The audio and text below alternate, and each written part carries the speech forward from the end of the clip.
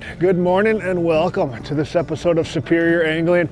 We're here on the St. Louis River, and it is a couple days after the Minnesota fishing opener. So very late spring. Our walleyes are still in like a very like spawn slash post spawn, you know, situations and mood. So our water's pretty cold, our water's high. You can see all the bubbles on the river coming down from the dam. Like, it's high water. You know, whenever you see bubbles out here in the St. Louis River, kind of foam on the top, that you have high water. So what that means is we want to find spots out of current where these fish can kind of relax a little bit. You know, a lot of your male fish are still milking. Your females are spawned out, but again, these fish are tired. They've just wrapped up spawning. So that's kind of our plan of attack for today, is to use jigs and minnows, which is one of my favorite ways to catch a walleye, and target those areas that are out of, you know, that direct current. You know, if those walleyes have to sit in that current, they just expel too much energy this time of year, and they really don't like that. So focusing on areas that are, you know, bends and rivers, behind islands, behind, you know, there's a couple wing dams out here, you know, finding those spots, you can find groups and congregations of fish. Now, high water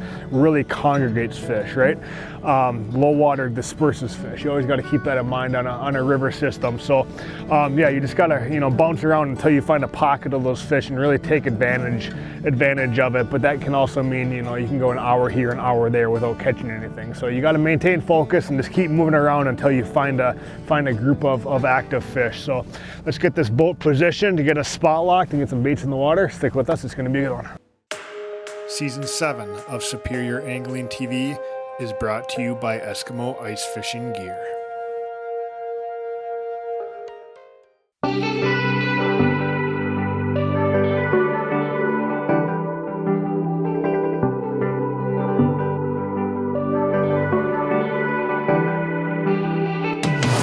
Alright, so we have our boat spot locked. We're kind of in position here. We're going with a 3/8 ounce Northland deep V jig. Really good jig for current, really strong hooks on these. So I always say, like, if you can't feel bottom with a 3/8 ounce jig, like, you're in too heavy a current, right? Try to find some spots out of the current a little bit more where you can touch bottom and, you know, fish a 3/8 ounce good. You know, yes, you can, you know, fish heavier current areas with 1/2 ounce jigs and catch fish, but it's just kind of more of a confidence thing for me, you know, fishing areas with a 3/8 ounce jig that I can feel bottom good. And yes, there's a lot of areas out here right now where there's a ton of current and you're not going to be able to feel bottom with that. So all we're going to do is tip this with a chub minnow, and then we have a 7-1 medium power St. Croix Legend Tournament walleye rigged up here. You know, that's going to give us that power to fish a 3/8 ounce jig. A 3/8 ounce jig and a medium power rod go hand in hand. A 1/4 ounce jig and a medium light power rod go hand in hand as well. So yeah, 10-pound braid, 8-pound fluorocarbon leader, chub minnow. We're going to cast downriver and work these jigs back up to the boat. So kind of keeping our rod tip up, kind of bouncing them back to the boat. If it's really windy out, I like to drop my rod tip a little bit, but right now we don't have much wind. So long cast away from the boat, always cast downriver, work those jigs back to your boat upriver. That's the approach you want to take. Let's get a bait in the water. Fish, big fish, big fish. Have you grabbed the net there, Corey? Feels like a good one. Oh yeah. Thunked it, man, just thunked it. Just absolutely thunked it. This is awesome. This is awesome. That's a good fish. That's a good walleye, man. That's a good walleye. That's a big fish. That is a way to start the day, man. Big 20, whatever, 25, 26, like, that's the first fish of the day. Give me some. That's unreal. That is unreal. Let's take a look at this one. That's an incredible fish. Look at that. That is an absolute beauty. The Northland deep V jig. And that might be 26, 27, man. Wow, big spawned out female. That's incredible. Absolutely. It did, man. It hit good. It hit good. Easy, girl. We're going to get you back. Right there. Northland deep V jig, a chub minnow. Find a little, you know, back eddy, some spots out of that main current, and that is the result. That's the way to get this day started. What a beauty. Let's put her on the Northland measuring board here. Yeah, nice solid 25.5 inch fish. Big female. That's cool. That's great to see. Let's get her back. graceful release. That's incredible. Just to feel that thunk on a jig and minnow. And really what we have here is we have current coming down and a little bit of a back eddy coming back upriver here. And that's the name of this game, to focus on those bigger fish, is to find spots out of that main current. You know, those females, they just drop their eggs, you know, a week ago, maybe even 3, 4, 5 days ago. They want to relax. They want to find a spot that's easy for them to find food. They don't have to expel much energy. And we have that right here. That's a heck of a way to start this day. Let's catch another one.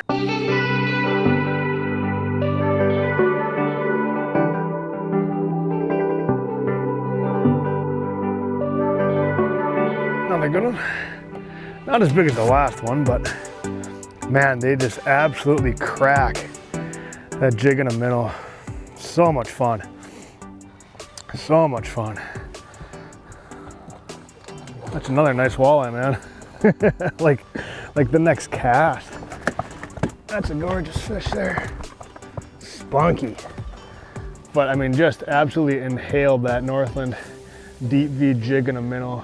That's a chunky fish. Look at that. Heck yeah, man.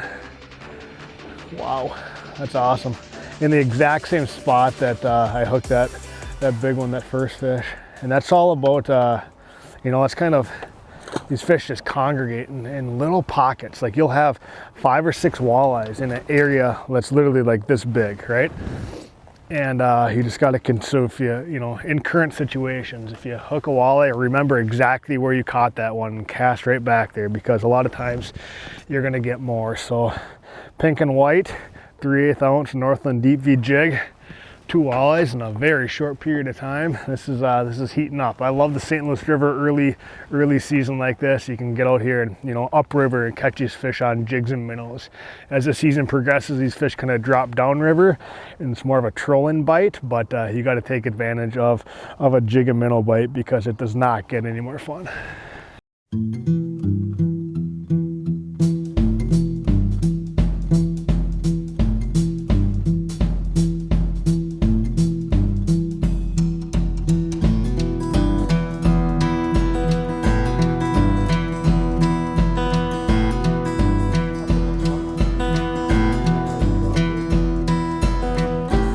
Throw this one on the live well and head back out for another one. Fish. This is a little better one. Yeah, it's just crazy how these fish just come in waves, man. Yeah, it's staying down. That's a nice one. Scoop him into the LUND net there. Again, another male. There we go. Northland deep V jig. I love that pink and that white out here in the St. Louis River. It stands out well, and that's just kind of my confidence go-to color out here. Again, a 3/8 ounce jig, kind of finding these back sides of islands, of pinch points, you know, and trying to get out of the current a little bit where we can effectively fish and feel bottom with a 3/8 ounce jig. That's a dandy walleye. We'll put him in the live well. Another good eater, probably 16 inches. But yeah, I mean, look at that. It's just, they're doing their thing, man. Water temps 58, 59 degrees. Ice just went out not too long ago. That's a nice fish. Let's catch another one. Fish. There we go. Ooh. And that is how hard they're hitting these Northland deep V jigs. Like, that jig is absolutely gone. Isn't that crazy? So cool. Just the aggression of these walleyes out here. You know, a lot of people think of the St. Louis River as a river that you troll on, and yes, trolling is very productive downriver, but when you get a late spring like this, your areas upriver where you can kind of target these, you know, spots on the spots for springtime walleyes. A jig and a minnow is definitely the way to go. Nothing more fun than feeling a walleye hit a jig and a minnow. I hope this guy's over 15 inches because we got a little blood here, but yeah, he should be. We'll measure him and get him in the live well and catch another one. All right, now how I hook a minnow when I'm vertical jigging versus kind of pitch jigging is totally different. And again, when you're casting a minnow around, we're making longer casts. I don't want that minnow to fall off, right? So I'm gonna show you, if I am vertical jigging, I just take a minnow, I go up through the bottom jaw and kind of out through the eye. And that's how I hook a jig if I'm just right over the side of the boat, right? You just set it down, you're vertical jigging maybe, you know, however you guys like to fish and whatever structure you like to fish. But there's a time and a place for staying vertical. There's also a time and a place for making casts, and that's this situation right now. Again, we're in shallow water, 6, 7, 8, 9 feet. You know, so there's not a ton of space under the boat. And plus, on the river here, I like the covered ground. You need to find those pockets of fish. You'll have, you know, walleyes in a spot this big. There'll be 3 or 4 of them there. And you'll have a ton of dead area with no fish, right?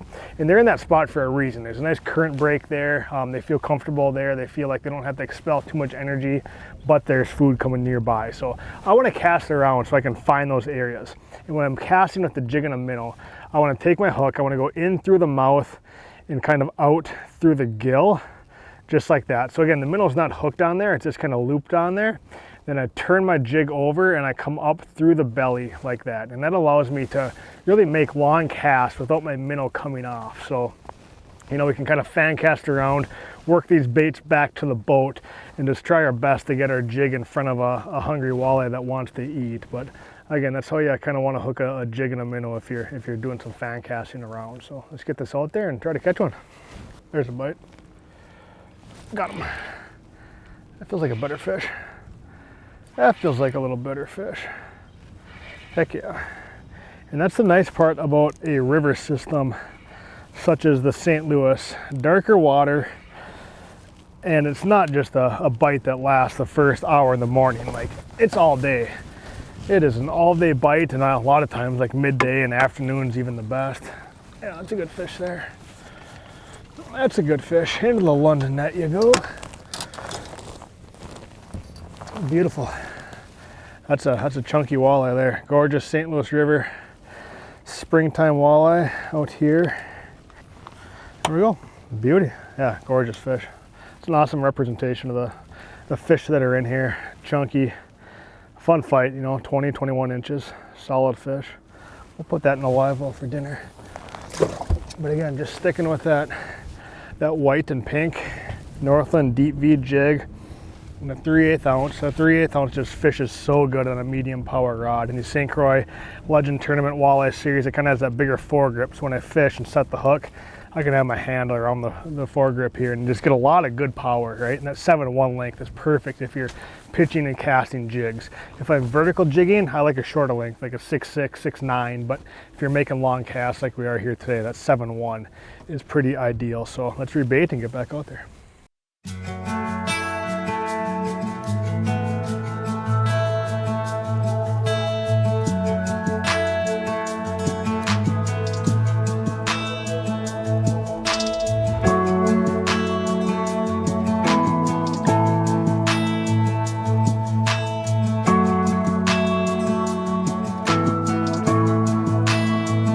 Funk of a springtime walleye.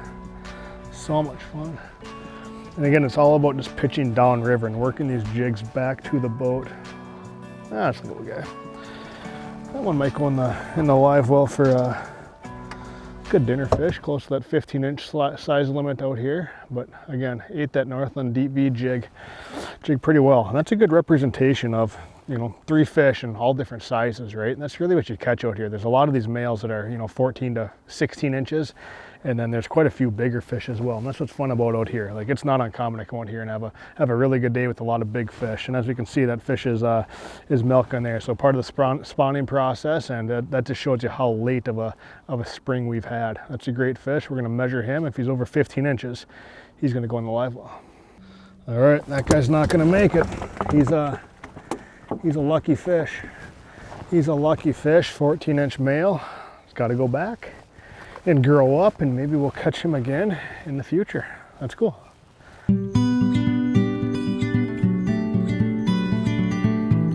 There's a bite. Got him. Yeah, me too. Same exact time. That's unreal, man. Nice. They just come in waves. Right. These river fish, it seems like they just travel in packs, and you'll catch a couple and then it'll be dead for a little bit, and then more fish come. So you just got to stick with it. And what do you got? Nice one. Nice walleye. I got a hoister. Yep, me too. Look at that. Perfect eater size. Those are perfect eaters, man. Very nice. This one's milking too. Yeah, this one isn't. Gold, pink and white, jigging a minnow. That is so much fun. That is so much fun. Who's is bigger? Here, I'll let mine go. You throw yours in the live well? Yeah, that sounds good. Perfect. Awesome. Yeah, I mean, that's a great eating size. Oh, perfect. You know, the St. Louis River has a lot of that. You know, it's just the perfect size to take home and have a fish fry. Out here, you can keep 2 fish per person. They have to be 15 inches minimum to keep. So, yeah, that's, you know, a lot of those 16, 17, 18s, you know, they're chunky fish and they provide great table fare. But, you know, along with the great eating fish out here, we have our big fish too, right? Oh, yeah. Like, you know, a couple days ago, you caught a couple 30 inches, Yep. right? Like, there's big fish in here, and it's just so fun to see that and to have that opportunity to catch a fish of that caliber, because it's not every place you can do that. So, cool. Short shank, not a short shank. This is kind of our normal shank jig. You're working that long shank? This one's a lot longer, yeah. You can throw plastics on there or live bait as well. Needs a little more hookup ratio. Yeah, I mean, both, you know, whatever you like in terms of a jig, Northland Tackle makes it. So deep V jig is kind of my confidence go-tos, and, you know, that's buskers, and both are working well. So let's get back out there. This hooked up here hit really good too. So feels like there's some weight on this one. It's gonna be a big walleye. Big walleye, big stick. Oh yeah. That's a good one. Maybe 23, 24. Really big fish for a male, actually. It's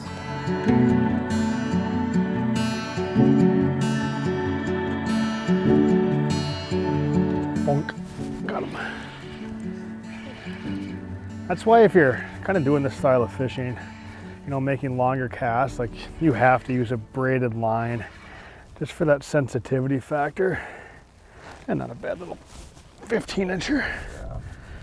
15, 16 incher. Yeah, nice. Nice. But again, just making long casts. You know, if you're vertical jigging over the side of the boat, you can get away with a monofilament line. But like we are here today, just kind of making casts behind the boat here. Braided line's your friend. And then all we do is tie an Albright knot right here down to our leader. You know, it is dirty water out here. You'd probably be okay to straight braid right down to your hook, but I like a little shock absorption down here for your hook sets. And you just have complete confidence that those fish can't see your line if you have some fluorocarbon. So a 10-pound test braid down to an 8 or 10-pound test fluorocarbon leader. You know, maybe 1.5 feet, 2 feet at max is all you need. You know, and join those with an Albright knot.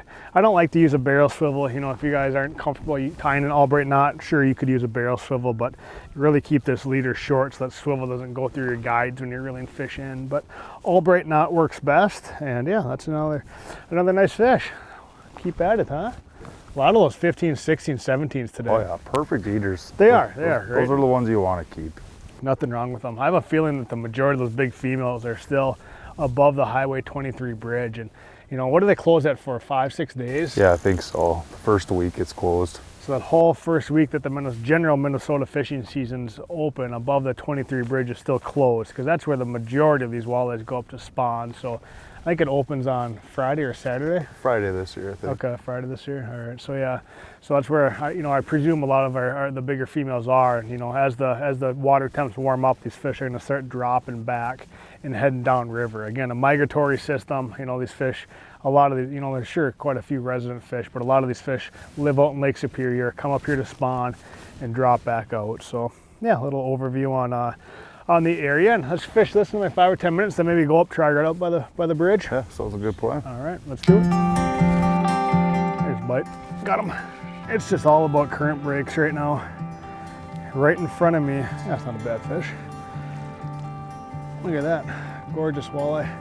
But right in front of me, we have the Highway 23 bridge. We're gonna get this guy in the live well quick. Another male that's milking. That is just crazy to see how warm it has gotten today, and to see walleyes that are continuing to do that. But right in front of me here, we have the Highway 23 bridge, and one of the bridge pilings is providing like a current break, like a shelter from that. I mean, this water's ripping. It's going 5, 6, 7 miles an hour, right? But right behind one of these pilings, it creates a back eddy, and the current's actually kind of going back up And these fish use that to get out of that main current, right? If they want to dip down river, they can simply slide out and head on down. If they want to sit right on the current seam here and catch bait passing by, they can do that. It's kind of the ultimate area. And a couple of other spots we fished today, you know, it's not a bridge piling, but it's a bend in the river. It's an island. It's some sort of structure that's kind of deflecting that current out away, and you have kind of calmer pockets of water. So that's really what that's all about. And yeah, awesome day, a lot of fish. Let's see if we can't catch one or two more before we get off the water here. There's a fish. Fish. Oh man, it's hard to tell in this current spot whether they are a big fish or you know, 15, 16, 17 with their mouth open. Man, how hard these fish hit, man. This might be a nicer fish. I might net this one. I might break out the LUND net for this one. Just absolutely throttled it. Incredible bite here on the St. Louis River today. So cool to see. This fish is fighting. Yeah, that's a nice one.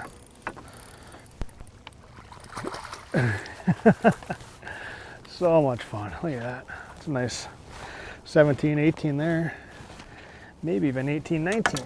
Wow, what a special bite right here in Duluth, Minnesota. No travel required, you know, right here in our own backyard, catching awesome walleyes on the river.